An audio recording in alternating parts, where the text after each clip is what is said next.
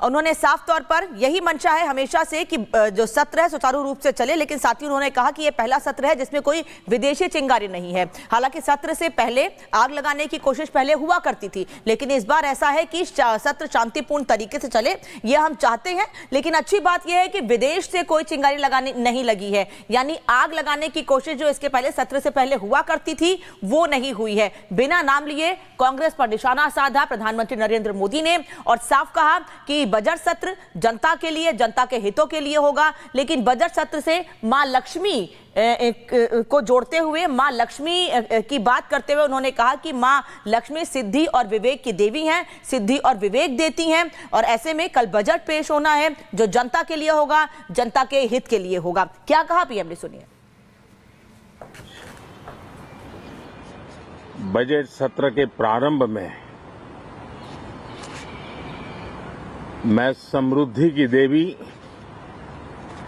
मां लक्ष्मी को प्रणाम करता हूं।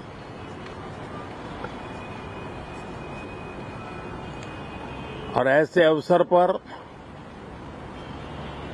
सदियों से हमारे यहां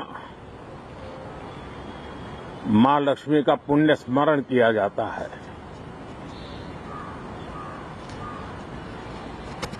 सिद्धि बुद्धि प्रदे देवी, सिद्धि बुद्धि प्रदे देवी, भुक्ति मुक्ति प्रदायिनी, भुक्ति मुक्ति प्रदायिनी,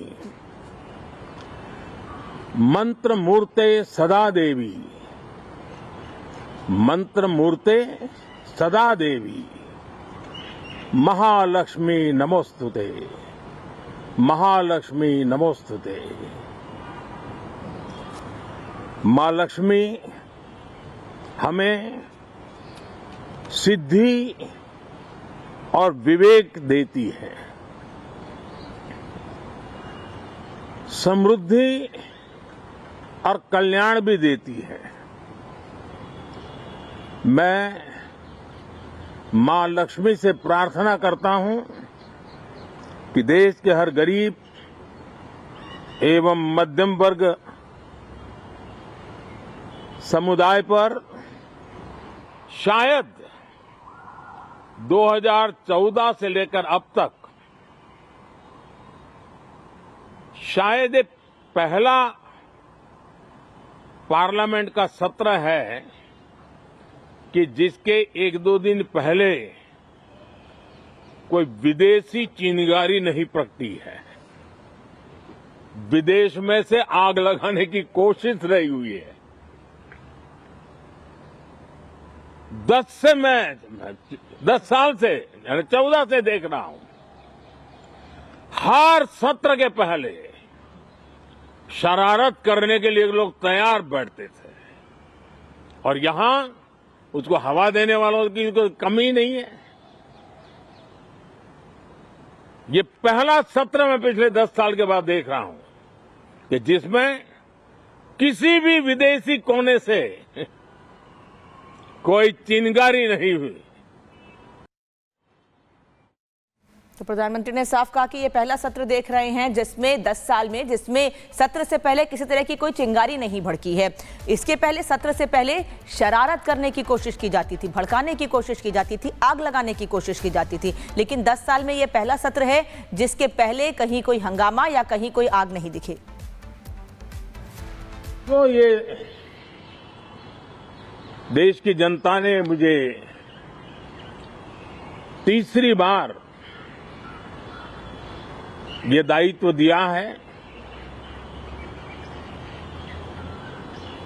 और इस तीसरे कार्यकाल का ये पहला पूर्ण बजट है।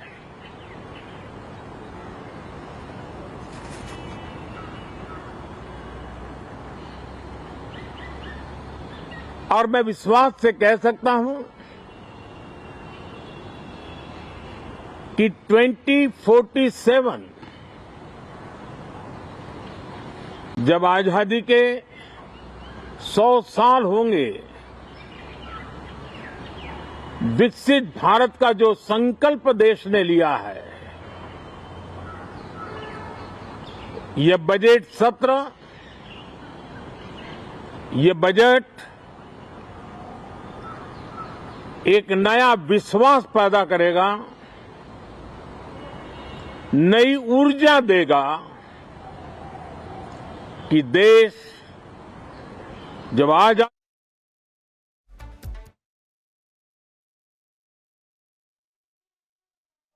दिखा रहे हैं राष्ट्रपति द्रौपदी मुर्मू निकल रही हैं राष्ट्रपति भवन से और उनका अभिभाषण आज होना है क्योंकि बजट सत्र की शुरुआत है। कल बजट पेश किया जाएगा। मोदी 3.0 का ये पहला बजट होने वाला है।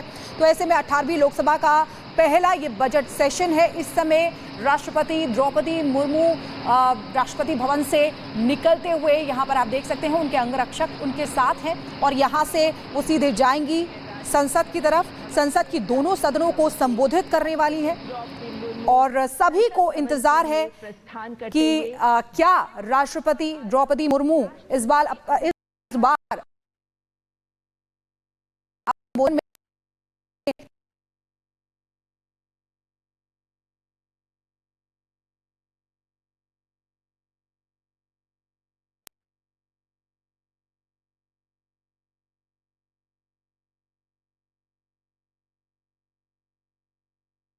आर्थिक सर्वे मंत्री खारा राष्ट्रपति भवन से, जहां से अब राष्ट्रपति द्रौपदी मुर्मू निकल रही हैं और फिर संसद पहुंचकर अपना अभिभाषण के साथ बजट सत्र की शुरुआत करेंगी।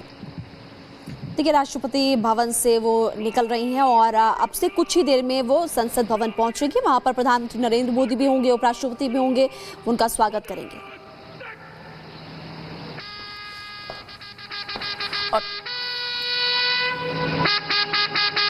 जब आजादी के 100 साल होंगे,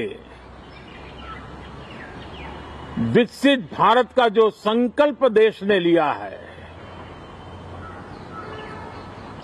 ये बजट सत्र, ये बजट एक नया विश्वास पैदा करेगा, नई ऊर्जा देगा कि देश जब आज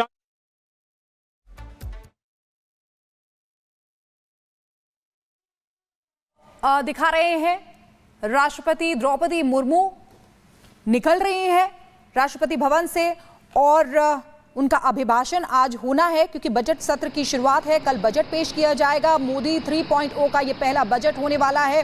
तो ऐसे में 18वीं लोकसभा का पहला ये बजट सेशन है। इस समय राष्ट्रपति द्रौपदी मुर्मू राष्ट्रपति भवन से निकलते हुए यहाँ पर आप देख सकते हैं उनके अंगरक्षक उनके साथ हैं और यहाँ से वो सीधे जाएंगी संसद की तरफ। संसद की दोनों सदनों को संबोधित करने वाली है और सभी को इंतजार है कि क्या राष्ट्रपति द्रौपदी मुर्मू इस बार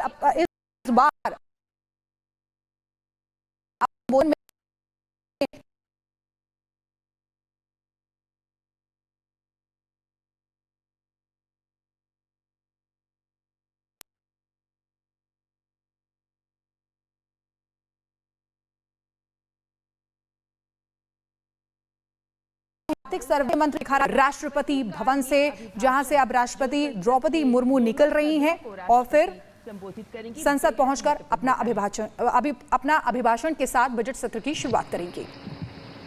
देखिए, राष्ट्रपति भवन से वो निकल रही हैं और अब से कुछ ही देर में वो संसद भवन पहुंचेंगी। वहां पर प्रधानमंत्री नरेंद्र मोदी भी होंगे, उपराष्ट्रपति भी होंगे, उनका स्वागत करेंगे।